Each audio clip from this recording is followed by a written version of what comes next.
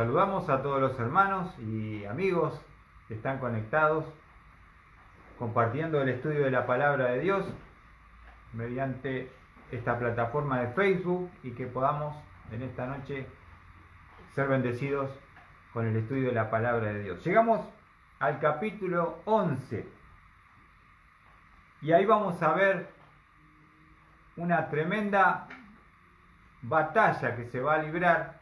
Vamos a leer allí en Josué capítulo 11 versículo 1, nos dice la palabra de Dios: aconteció que cuando se enteró Javín, rey de Azor, envió mensajeros a Jobab, rey de Madón, al rey de Simrón y al rey de Aksaf. Aquí vamos a ver que va a tener una batalla contra otros enemigos. Sabemos que Israel comenzó con Jericó, ¿se acuerdan? Ai, después contra los amorreos, a quienes venció en esa batalla épica, milagrosa, donde Dios detuvo el sol y la luna para darle 12 horas más de luz hasta que pudieron vencer a todos sus enemigos. Y esto es, para que tengamos una idea, es al medio de la tierra prometida, la tierra de Canaán, porque es la que ellos están conquistando. Dios los introduce por el medio para dividir a los enemigos entre el norte y el sur, y él acaba de dominar prácticamente toda la zona central. Ahora se va a levantar un hombre llamado Javín, rey de Azor, y como el rey de Jerusalén, ¿se acuerdan que hizo una coalición también Javín?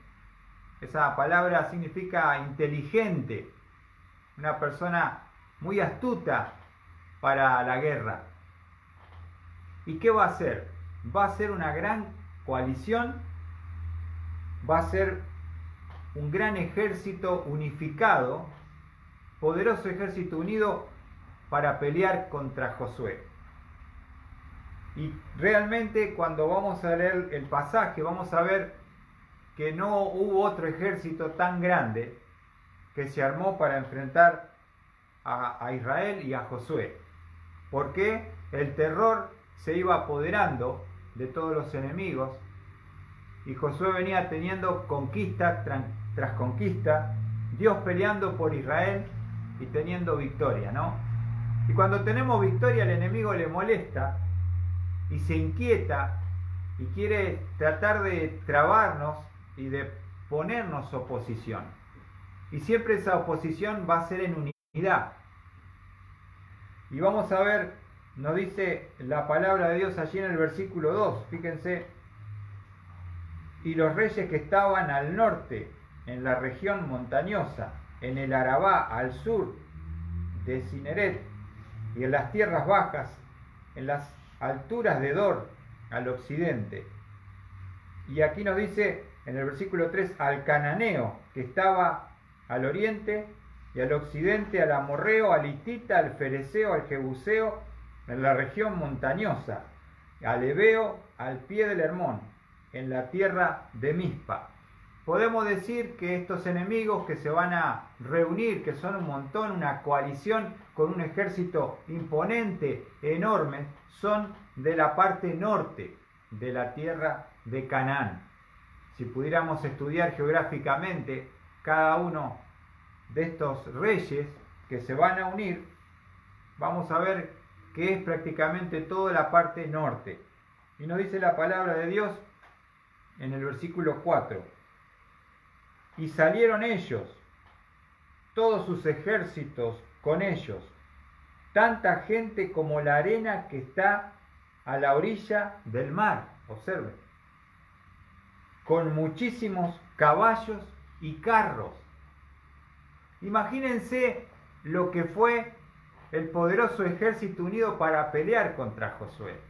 Se reunieron más reyes, toda la coalición del norte, y formaron un ejército, y lo dice la palabra de Dios, como la arena que está a la orilla del mar. Eran miles de cabezas allí, todos alineados, todos unidos para pelear contra Israel y contra Josué. Ahora, como yo les decía anteriormente, nunca había habido un ejército tan multitudinario, tan grande como este que se formó. Ahora nos dice acá la palabra de Dios, no solamente que era multitudinario, sino la parte final dice con muchísimos caballos y carros. Ahora, para nosotros no tiene por ahí mucho significado tener un carro y un caballo, pero en la época donde se desarrollan estos hechos históricos, tener un carro y un caballo en el ejército era una enorme ventaja militar. Para que pudiéramos compararlo hoy, en la actualidad, sería como que un ejército de hombres de infantería se enfrentara contra un regimiento de tanques de guerra. Hombres contra tanques. ¿Qué les parece? No habría... Hay una gran ventaja, el que tiene 20 tanques, 30 tanques contra un ejército de 30, 40 mil, los empiezan a pasar por encima y no les pueden entrar las balas y con los cañones matando a cientos, ¿no? Entonces, para tener como una especie de comparación en nuestra época, tener un caballo y un carro en la guerra equivalía a tener un tanque de hoy, y era una gran ventaja para pelear no solamente por lo numeroso, sino por lo poderoso del ejército. El poder se enumeraba y se establecía justamente por cuántos carros con caballos tenía. La primera mención de gente con carros y caballos poderosos se menciona en la Biblia de Egipto. Faraón tenía un gran ejército cuando, ¿se acuerdan? Sale en busca de Israel y se arrepiente de que los hebreos, darles la libertad, los empiezan a perseguir. Ellos van con todos sus carros y caballos de Faraón. Eran famosos esos caballos y tenían un ejército poderoso los egipcios. Pero ahora esta coalición que se forma de la zona norte tienen esta ventaja. No solamente son muchos, sino son poderosos. Ahora, hermanos, los enemigos son poderosos. Muchas veces son muchos en comparación con nosotros. De la misma manera, hoy nosotros enfrentamos batallas, enfrentamos enemigos multitudinarios, unidos y poderosos. Ahora la pregunta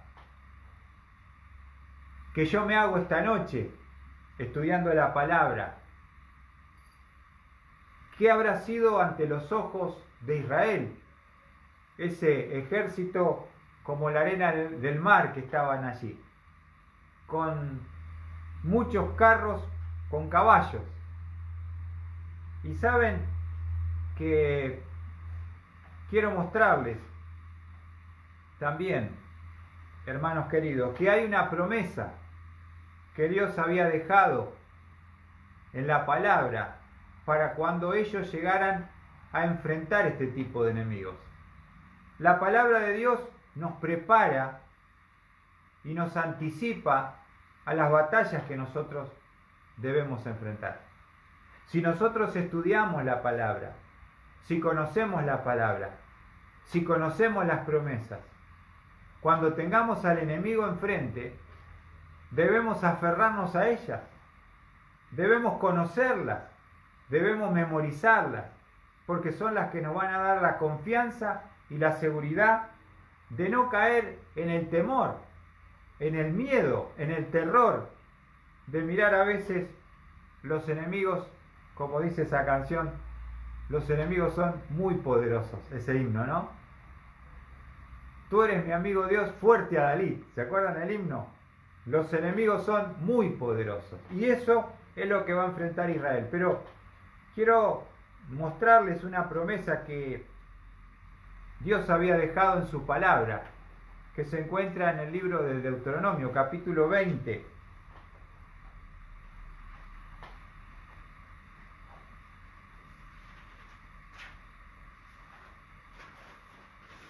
Y una vez se dice, ¿por qué Dios permite que los enemigos sean poderosos? ¿No? Que sean numerosos. Que nosotros parece que estamos en inferioridad de condiciones. Para que justamente no confiemos en nuestra capacidad, en nuestro poder, en nuestras fuerzas, sino poder ver manifestado el poder de Dios peleando por cada uno de nosotros. ¿Se entiende, hermano? No decir qué grande, cómo lo vencí, sino decir qué grande nuestro Dios los venció. Para que seamos dependientes, para que seamos humildes, para que podamos clamar a Dios, para que Él nos dé esa victoria, diciendo, Señor, nosotros no podemos, pero tú puedes. Tú nos has puesto frente a estos enemigos. Tú nos vas a dar la victoria. Y fíjense, en Deuteronomio 20, versículo 1, en las leyes sobre la guerra, este capítulo ha cobrado una vida especial para mí, después de estar estudiando el libro de Josué, porque se va cumpliendo y hay un capítulo sobre la guerra y nos dice en el versículo 1, miren qué hermoso versículo: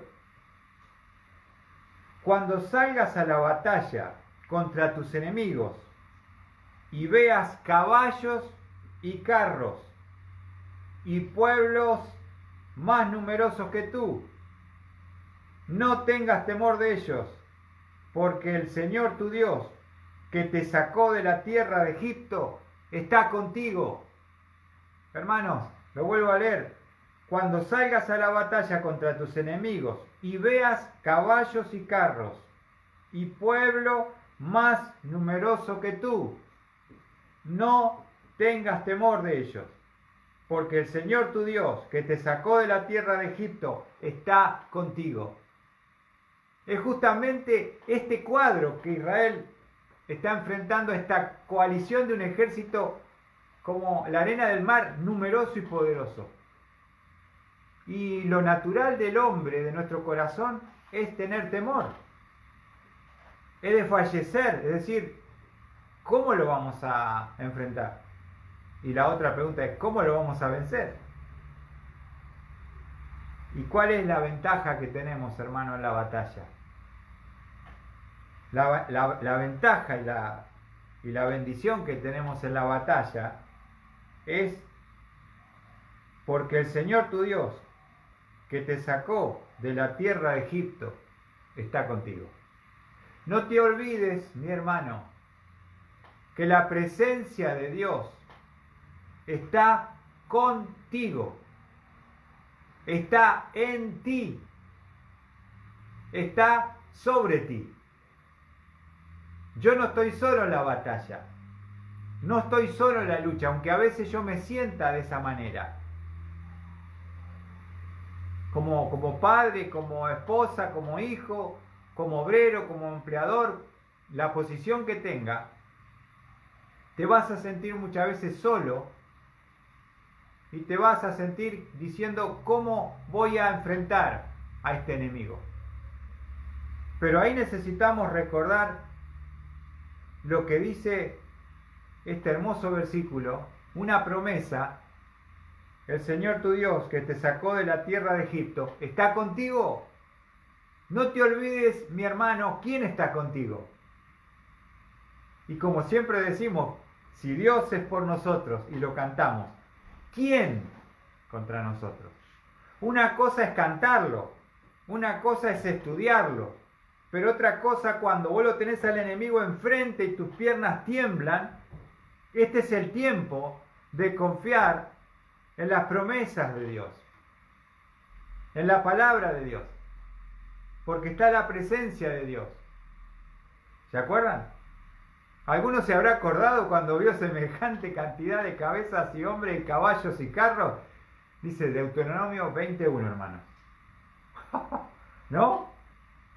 No sé cómo habrá sido, pero quiero decirles que estaba esta promesa bendita que se aplica en esta batalla que Israel está por enfrentar, a punto de enfrentar.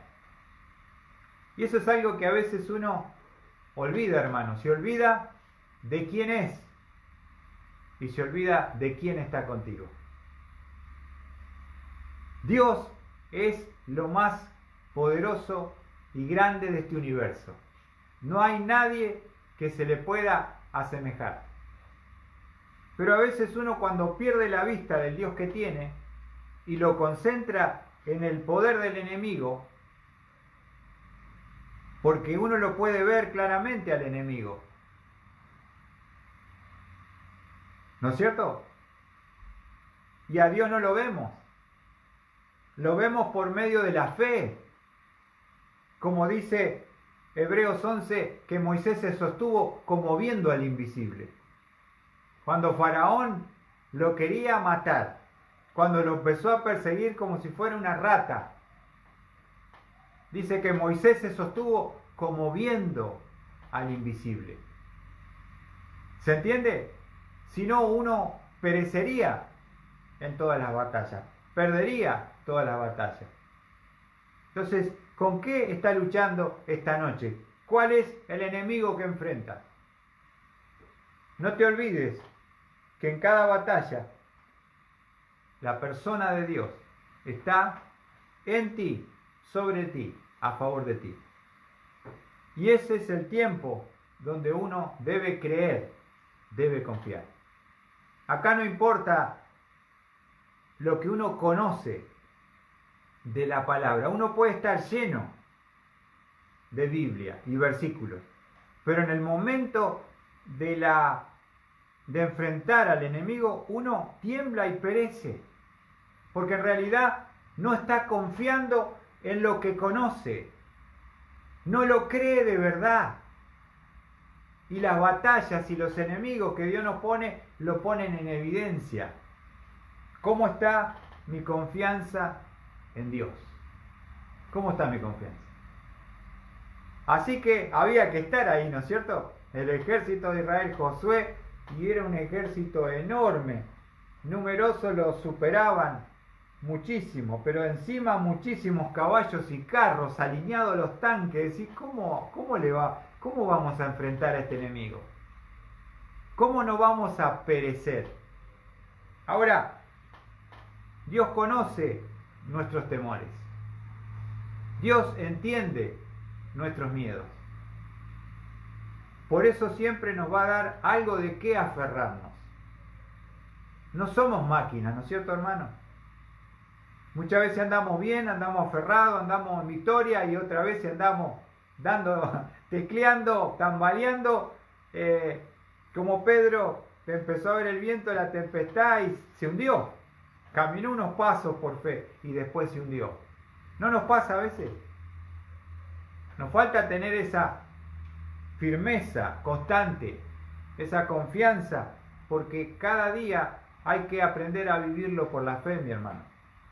Es un desafío cada día que nos levantamos, aferrarnos de la palabra, de las promesas y confiar en la persona de Dios. Y vamos a ver que la promesa de victoria de Dios a Josué. ¿Cómo Dios va a alentar a su siervo para enfrentar semejante ejército? La promesa de victoria de Dios a Josué. Lo vamos a ver en el versículo 6. ¿No dice así la palabra de Dios, mis amados hermanos?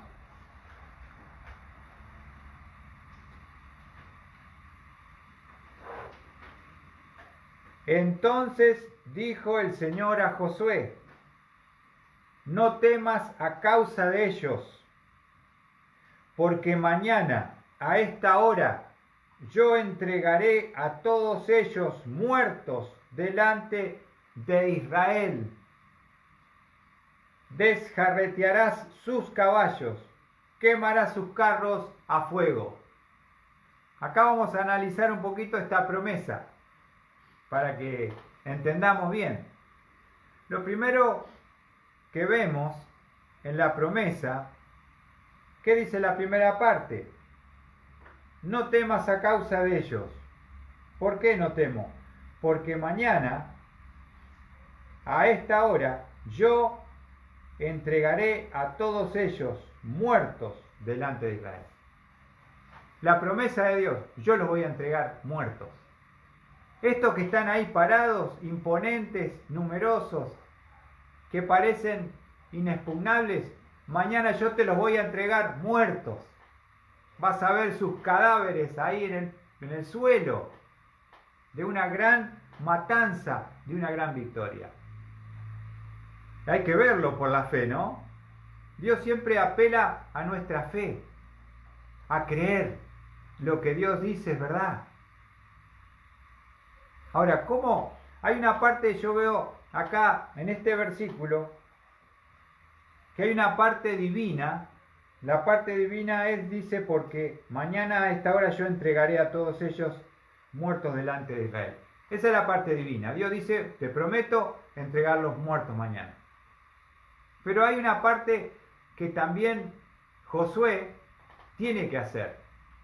Siempre en las batallas hay una parte que Dios va a hacer. Él va a actuar sobrenaturalmente, pero hay una parte que me toca a mí. ¿Y cuál es la parte que le tocaba a Josué y a Israel? Fíjense, lo primero, una orden que le da: desjarretearás sus caballos. Ahora, esa palabra, desjarretearás sus caballos, ¿qué significa? El concepto de esta palabra es cortarle el tendón de la pata trasera al animal, donde se apoya. Como si fuera el tendón de Aquiles nuestro. Si te lo cortan, ¿qué pasa? No podés caminar. La idea es que queda inutilizable para la guerra el animal. No muere, pero no sirve ya para la guerra. Ahora, ¿quién tenía que ir a cortarle el tendón a cada caballo? ¿Qué les parece, hermano? ¿Dios lo iba a cortar? No. Dios lo iba a entregar muertos, pero ellos debían hacer su parte y ir cortándole, seguramente con una espada, a cada animal el tendón trasero. Y ahí el animal quedaba completamente inutilizable para la guerra. No servía más para la guerra. Eso es algo que ellos debían hacer. En segundo lugar, quemarás sus carros a fuego. Tratar de que no se reorganicen. Tratar de que no vuelvan a crecer. Les arruinás su poder más grande que tienen, que son los carros con los caballos. A los caballos le cortamos el tendón y a los carros los prendemos fuego. Y ahí el enemigo pierde su poder. Entonces, en esta promesa de victoria de Dios a Josué, vemos una parte divina, pero vemos una acción que nos corresponde a cada uno de nosotros. Ellos tuvieron que tomarse el trabajo de ir a cada animal, cortarles el tendón trasero y quemar el carro. Y ahí la victoria estaba asegurada. Tenemos una parte nosotros que hacer también. Dios nos quiere involucrar en la victoria. Pero no podemos esperar que Dios haga todas las cosas y esperar que caiga del cielo la bendición. A veces uno dice, no tengo trabajo, no tengo provisión. Y uno dice, Dios, provéeme. Y estamos esperando el cuervo de Elías. Pero muchas veces Dios lo que está diciendo es, ponete de pie, movete, tirá un currículum, buscá, llamar, golpear, buscar y se abrirá. ¿Se entiende? Entonces uno quiere que Dios haga todo. Y en realidad hay una parte que me corresponde a mí hacerla para tener la victoria. ¿Se entendió entonces qué significa esa palabra? Desjarretearás. Yo cuando estudiaba el libro histórico, lo primero que digo, ¿qué me está diciendo? Desjarretearás. Es cortarle el tendón trasero, donde se para el animal, donde hace la tracción para poder avanzar. ¿Le cortaste ahí? Como una moto, ¿le cortaste la cadena, Mauro? Ahí murió. ¿No? Entonces ahí el enemigo ya no podía volver a levantarse. Dice la palabra de Dios, Y Josué y toda la gente de guerra con él vino de repente sobre ellos junto a las aguas de Merón y los atacó. Una vez que uno tiene la promesa de la palabra, ¿qué tenemos que hacer? Ir al frente, dar el paso de fe, caminar sobre las aguas. No hay ya más nada para hacer que esperar, sino empezar a avanzar. Y eso es la fe. La fe es caminar y andar, y dar pasos de fe, y avanzar sobre el enemigo. Dice, y el Señor, fíjense la palabra, el 8, el Señor los entregó en manos de Israel, los derrotaron, los persiguieron hasta Sidón, la grande, hasta Misrefot, Maín, y hasta el valle de Mizpa al oriente. Los hirieron hasta que no quedó sobreviviente alguno. Así que ellos avanzaron contra el enemigo, los vencieron, los persiguieron y no quedó de ellos ninguno. Esta era la primera etapa de la victoria, ¿no? Pero nos dice el versículo 9, Josué hizo con ellos como el Señor le había mandado. Con las personas ya estaban todas liquidadas, pero estaban los carros y los caballos todavía. Desjarreteó sus caballos y quemó sus carros a fuego. ¿Ven?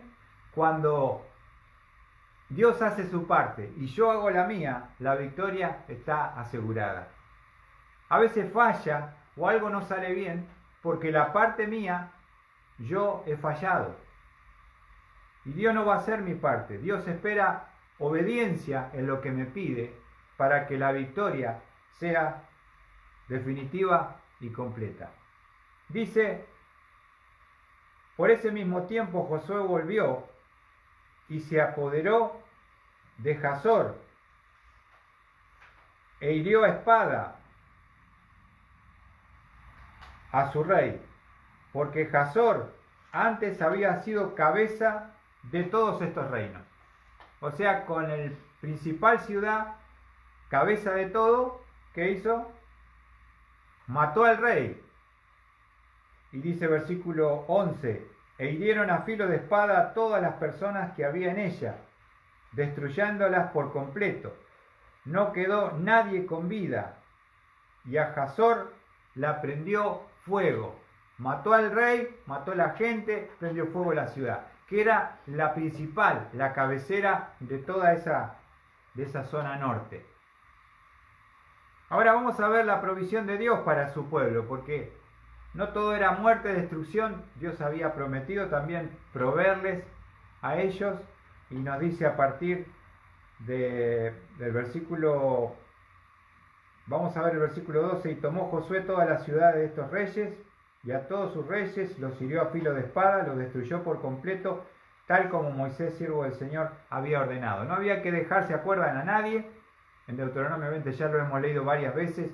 Tenían que destruir toda vida, no dejar ningún enemigo, no hacer paz con nadie, que no quede nadie. Sin embargo, dice el versículo 13, Israel no quemó ninguna de las ciudades que estaban sobre sus colinas, con la única excepción de Hazor, la cual Josué quemó. Y los hijos de Israel tomaron como botín todos los despojos de estas ciudades y el ganado, mas a los hombres hirieron a filo de espada hasta destruirlos. No dejaron a ninguno con vida. ¿Ven? La provisión de Dios a su pueblo, tomando los despojos de todas estas ciudades de las colinas. Su ganado, todas las cosas de valor eran para ellos. Comida, ganado, todo lo que había, proveyeron para el pueblo de Israel. Dios suplió sus necesidades. No solamente les dio un terreno y un territorio propio para poseer, sino una provisión para cubrir su necesidad. En esa batalla, ¿no? Uno va a pelear y Dios dice, yo a mi soldado le voy a dar lo que él necesita para su necesidad, ¿no? Si somos súbditos del rey, el rey proveerá a nuestra necesidad. ¿Qué les parece? Como dice Pablo, ¿no? ¿Quién pertenece a la fuerza militar y el ejército no se hace cargo de los soldados, ¿no es cierto? El ejército te da la comida, el ejército te da la ropa, te provee todo y vos estás bajo el mando como soldado y obedeces las órdenes, nada más. Después la responsabilidad y la provisión es totalmente del que te llamó a la fuerza, ¿no?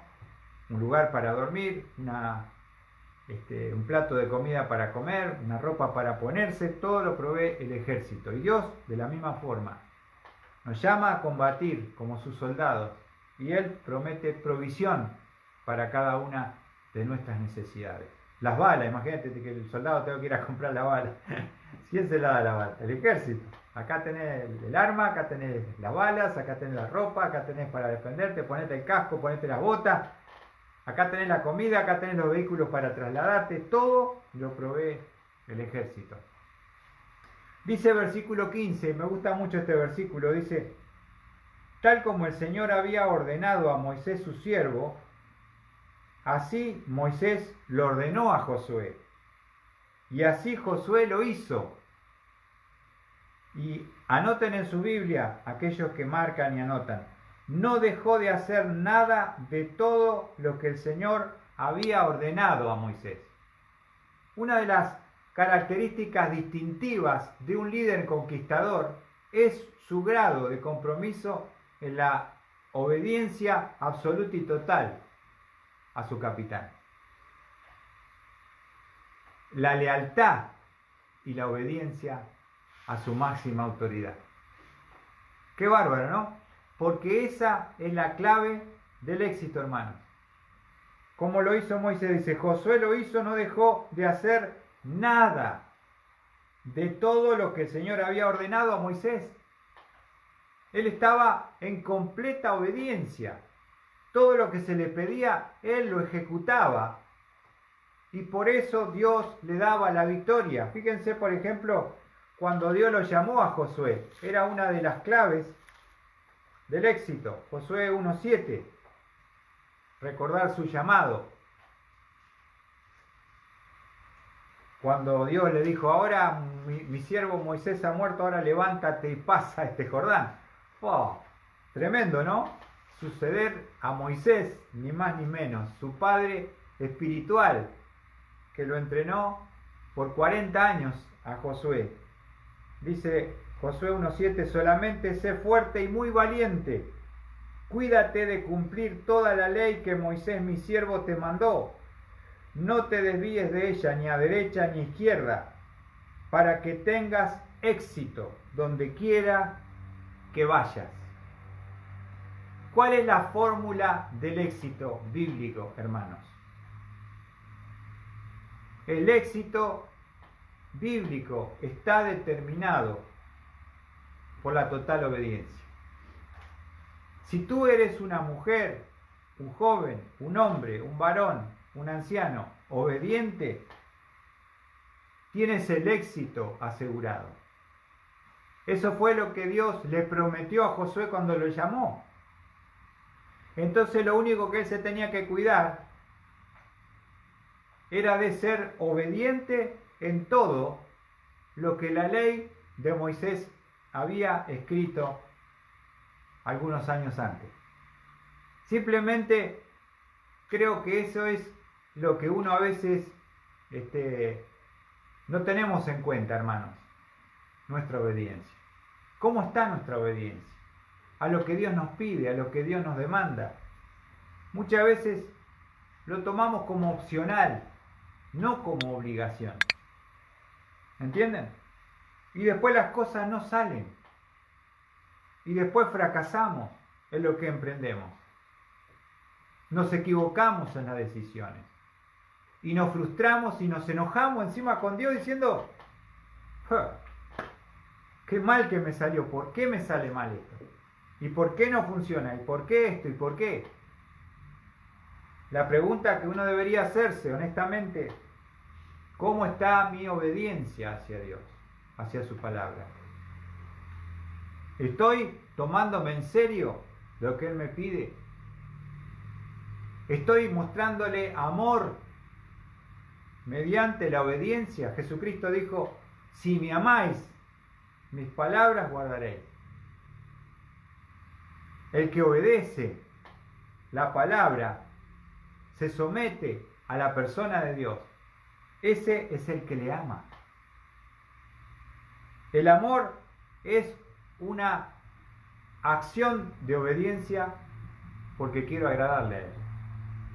¿No es cierto? Muchas veces uno hace cosas para agradar a otros, amigos, queremos a veces en las redes que nos acepten y hacemos cosas para buscar su aprobación. Pero ¿qué tal buscar la aprobación de Dios? Agradar a Dios. Y no hay mejor honra para Dios que la obediencia de sus hijos. A mí mi hijo me honra cuando uno les pide algo y ellos no discuten y dicen, sí, está bien, lo voy a hacer. Confío en lo que me estás pidiendo, lo voy a hacer. No discutimos, no peleamos, no tenemos que imponernos, no tenemos que decir, amenazar, tenemos que simplemente expresar un deseo por el bien de ellos y ellos lo ejecutan por amor. Y esa es la mejor demostración de que amamos a alguien. Si amamos a Dios, le vamos a obedecer. Y si obedecemos a Dios, el éxito está asegurado. ¿Ven? ¿Por qué todo lo que hacía Josué le salía bien? ¿Por qué todo es victoria ahora? ¿Por qué no hay derrotas? Porque él está en completa obediencia a los mandamientos de Moisés, de la palabra. Entonces no hay que pensar ni preocuparse por la derrota, por enojarnos porque las cosas no nos salen. Muchas veces no nos salen porque no estamos poniendo a Dios en el lugar que merece y no estamos tomando en serio la palabra de Dios. La tomamos como opcional o somos religiosos. No hay un amor cada día que uno expresa a Dios. Decir, Señor, hoy me levanto, hoy pongo mi vida en tu altar, hoy quiero agradarte, quiero hacer lo que tú tienes preparado para mí. ¿No? Y ahí uno puede mostrarle a Dios el amor verdadero. Es una acción de entrega, una acción de obediencia, una acción que yo confío en que lo que Él me pide es lo mejor para mí. No está en discusión, no estoy luchando, no hay una guerra en mi corazón si lo hago o no. Lo hago porque sé que es lo mejor y porque sé que la obediencia trae éxito en lo que emprenda, en el trabajo, en los negocios, en la provisión, en lo que yo pueda planificar, es la obediencia a su palabra, el éxito, hermano. Y eso es un hermoso principio que nosotros podemos aprender. Vimos la provisión de Dios a su pueblo. Ahora vamos a ver, por último, el plan de Dios se cumplió en sus enemigos. Porque vamos a ver que después de esta batalla, de haber derrotado semejante coalición, un ejército enorme con caballos y carros, Dios cumplió su parte, Josué la suya, el éxito está asegurado. Miren el versículo 16. Dice, tomó pues Josué toda aquella tierra, la región montañosa, todo el Negev, toda la tierra de Gosén, las tierras bajas, el Arabá, la región montañosa de Israel y sus tierras bajas. Prácticamente ya tenían casi todo conquistado. Sur, centro y norte de Canaán.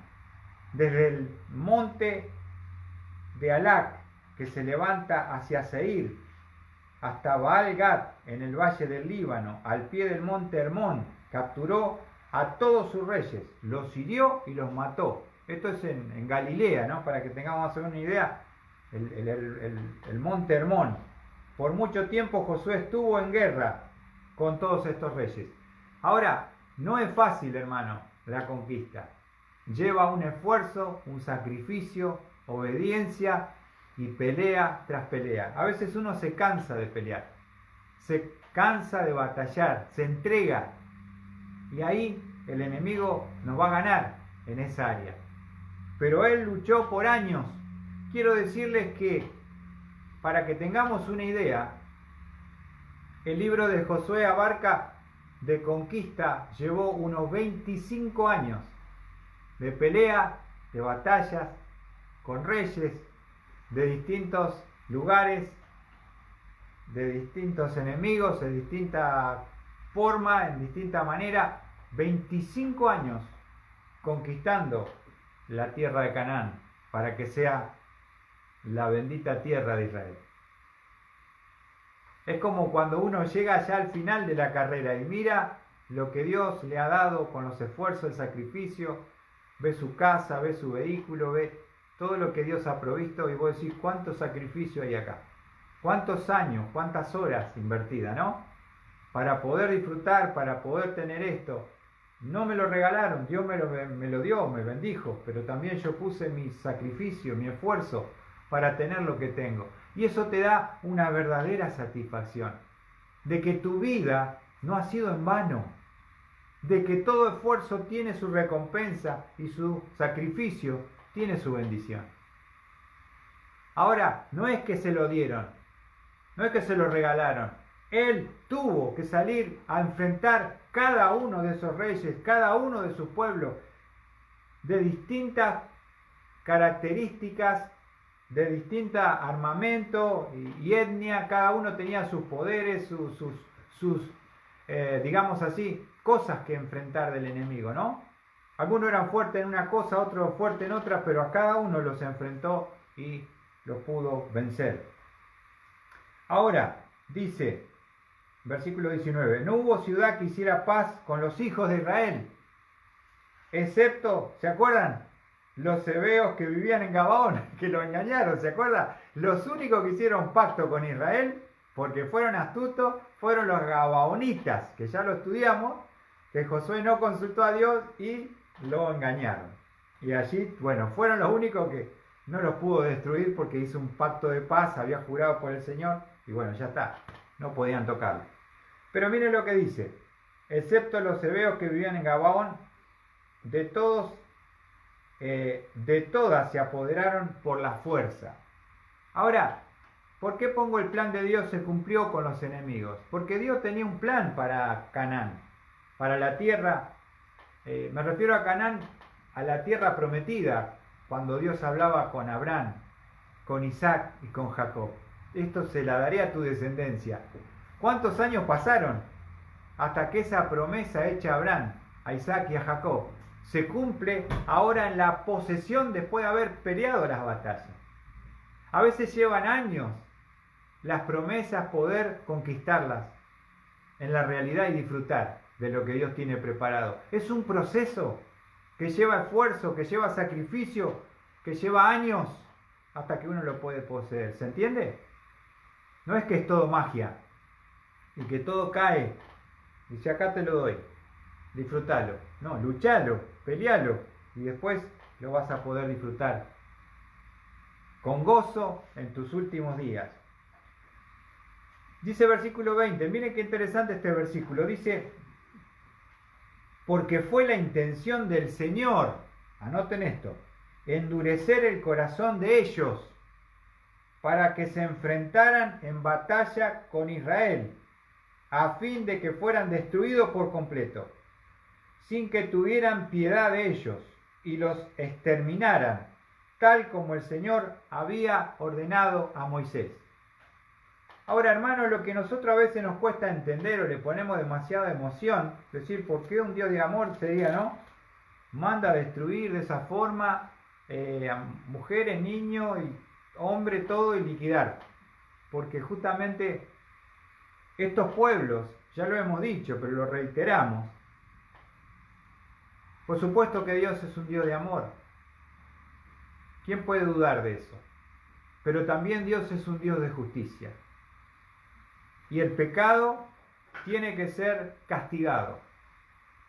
Y estos pueblos que estaban entregados al diablo, a los demonios, que hacían prácticas perversas, sacrificios de niños, invocación a espiritistas, a medium, toda esta región de estos pueblos eran con esta característica. Y vamos a leerlo nuevamente en Deuteronomio 20, para finalizar, hermanos.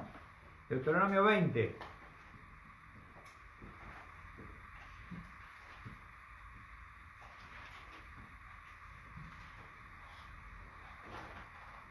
Deuteronomio 20, versículo 16. Pero en las ciudades de estos pueblos que el Señor tu Dios te da en heredad, no dejarás con vida nada que respire, sino que los destruirás por completo. Los hititas, amorreos, cananeos, fereceos, heveos, jebuseos, tal como el Señor tu Dios te ha mandado. Esto era una orden, destrucción. Por eso Dios, ¿qué hizo? Endureció el corazón de estas naciones para que no se sometieran a Israel, no hicieran paz, sino que vayan a la guerra y sean destruidos. ¿Por qué? Versículo 18. Para que ellos no os enseñen a imitar todas las abominaciones que ellos han hecho con sus dioses, y no pequéis contra el Señor vuestro Dios.